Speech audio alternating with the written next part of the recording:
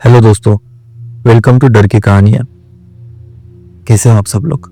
I hope आप सब ठीक ही होंगे। तो आज हम सुनेंगे आर्कियोलॉजिस्ट सत्येंद्र की कहानी।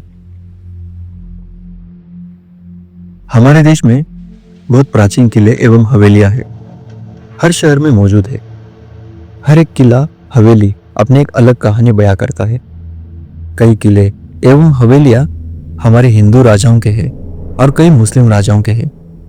कुछ बड़े बड़े किलों एवं हवेलियों को सरकार ने अपनी हिफाजत में ले रखा है। सरकार उसकी देखरेख करती है और समय समय पर उसकी मरम्मत भी करती है। ऐसी ही एक हवेली जयपुर के छोटे से शहर अलवर में स्थित है। इस हवेली को भानगढ़ के किले के रूप में जाना जाता है क्योंकि इसका डिजाइन एक किले के आकार का है। यह किला कई वर्षों से लोगों के कौतूहल का विषय बना हुआ है। इस किले से जुड़ी बहुत सारी कहानियां हैं। इस किले को भूतों का गढ़ भी कहा जाता है। ऐसा माना जाता है कि इस किले पर एक श्राप है जिसकी वजह से यहाँ पर भूतों का निवास है। इसलिए पुरातत्व विभाग ने यह हिदायत जारी करी है कि सूर्यास्त के बाद कोई भी पर्यटक इस किले में नहीं घूम सकता। बहुत से लोगों ने इसके राज खोलने की कोशिश करी परंतु सभी नाकामयाब रहे। सत्येंद्र को बचपन से ही आर्कियोलॉजिकल साइट्स देखने में बहुत मजा आता था। इसलिए उसने आर्कियोलॉजिकल स्टडीज का कोर्स किया। उसने भी भानगढ़ के किले के बारे में बहुत सुना था। इत्तेफाक से उसकी नौकरी अलवर के पुरातत्व विभाग में लग गई। वहां भी उसने अपने सहकर्मचारियों से उस किले के भूत के बारे में बहुत कुछ सुना। क्योंकि वह इसमें विश्वास नहीं करता था, इसलिए उसने सोचा कि उसे खुद अंदर जाकर देखना होगा। एक रात जब सत्येंद्र की ड्यूटी किले के बाहर थी तो उसने सोचा कि आज ही अच्छा मौका है, वह अंदर जा सकता है। और रात के अंधेरे में चौकीदार की नजरों से बचते बचाते किले के अंदर पहुंच गया। रात बहुत गहरी थी। उसने टॉर्च जलाई और किले के अंदर चल पड़ा। रात के समय किला बहुत ही भयानक लग रहा था। वो धीरे धीरे किले के अंदर घुस गया और वह किले के उस हिस्से में खड़ा था जहां पर सबसे सुंदर नक्काशी का काम हो रहा था। उसने किले की दीवारों पर टॉर्च मारी। तभी उसे ये एहसास हुआ कि किले की दीवारें खुद ब खुद जगमगा रही है। यह देख वो बहुत हैरान हुआ कि दीवारों के अंदर से खुद ही रोशनी निकल रही थी। उसने दीवारों के नजदीक जाकर उन्हें छूने का प्रयास किया तो उसे जबरदस्त झटका लगा। काफी समय तक उसके हाथों में जलन होती रही। तभी उसे थोड़ी दूर से घुंघरूओं की आवाजें आने लगी। वो ध्यान से उस आवाज का पीछा करते हुए उस तरफ चल पड़ा। वो आवाज उसे एक बहुत बड़े कमरे की तरफ ले गई।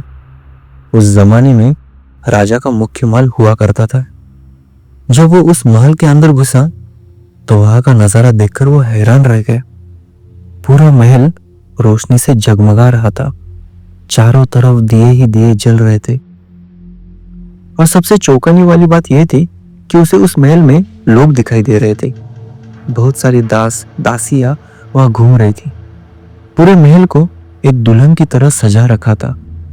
ऐसा लग रहा था मानो किसी की शादी का फंक्शन चल रहा हो। सत्येंद्र ने जब वहां लंबे चौड़े पहलवान जैसे सिपाही देखे तो उन्हें देख वो डर गया और एक खंबे के पीछे छिप गया। तभी पहरेदार ने राजा और रानी के आने की घोषणा की। उनके आते ही ढोल बजने लगे और दासियां फूलों की वर्षा करने लगी। राजा और रानी अपने अपने सिंहासन पर विराजमान हो गए। सत्येंद्र ने महल में नजर दौड़ाकर देखा तो उसने पाया कि वहां बहुत सारे लोग भी मौजूद थे जो शायद उस राजा की प्रजा थी। राजा के सिंहासन के सामने बहुत सारे छोटे छोटे सिंहासन थे। उस पर बहुत से मंत्री बैठे हुए थे। सत्येंद्र ने नजरें उठाकर देखा तो ऊपर पर्दों के पीछे कई रानियां बैठी हुई थी। उसे अपनी आंखों पर विश्वास ही नहीं हो रहा था। उसे लग रहा था कि यह सब एक छलावा है। और जैसे ही खंबे के पीछे से निकल आगे बढ़ने को हुआ तो पहरेदार ने राजकुमारी के आने की घोषणा कर दी।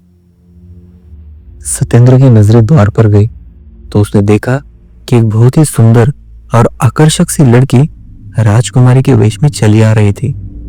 सत्येंद्र ने इससे पहले कभी उससे ज्यादा खूबसूरत लड़की नहीं देखी थी। वो उसे देख मंत्रमुग्ध हो गया और वहां खड़े उसे निहारता रहा। राजकुमारी के आते ही दासियों ने फूलों की वर्षा प्रारंभ कर दी। राजकुमारी के सुगंधित इत्र से सारा महल सुगंधित हो गया था। कुछ ही पलों में पहरेदार ने किसी राज्य के राजकुमार के आने की घोषणा करी।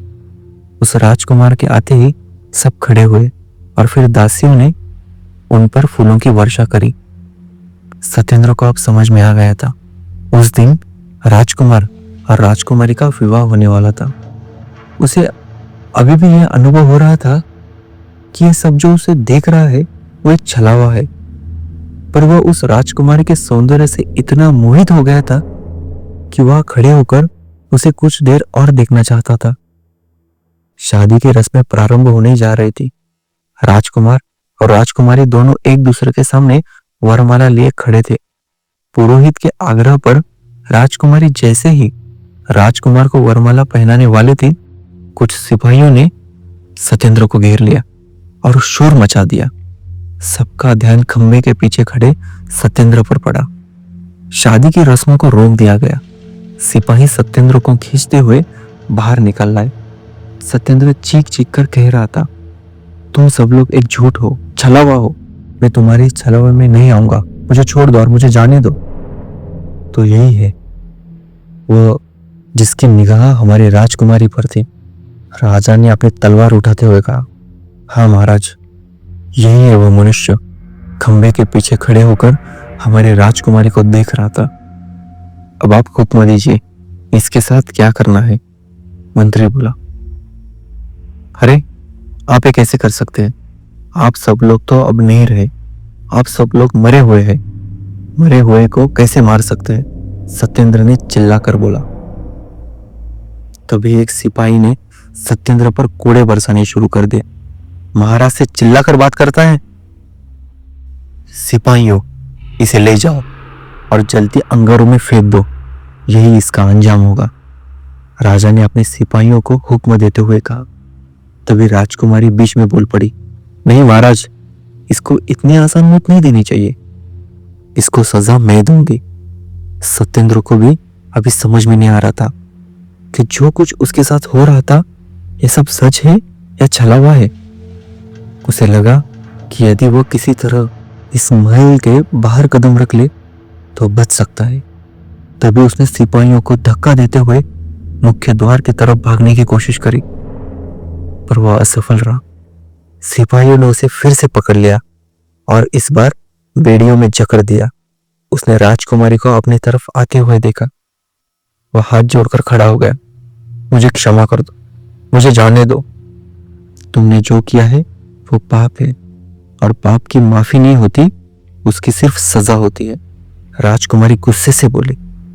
फिर राजकुमारी ने सिपाहियों से उस पर खूब कोड़े बरसवाए। वह चीखता रहा और सिपाही कोड़े मारते रहे। उसे अपने ऊपर बहुत गुस्सा आ रहा था कि क्यों वह इस किले का राज जानने यहाँ आ गया, क्यों उसने अपने सहयोगियों की बातें नहीं मानी। सदियों से मैं राजकुमार से विवाह करने की राह देख रही थी। आज वो शुभ घड़ी आई थी, पर तुम जैसे दरिंदे ने आकर फिर से रंग में भंग डाल दिया। पर आज मैं तुम्हारी ये चाल कामयाब नहीं होने दूंगा। आज मैं ये विवाह संपन्न करके ही रहूंगी। आज मुझे कोई नहीं रोक सकता। सिपाहियों, गर्म लोहे की सलाखें लेकर आओ।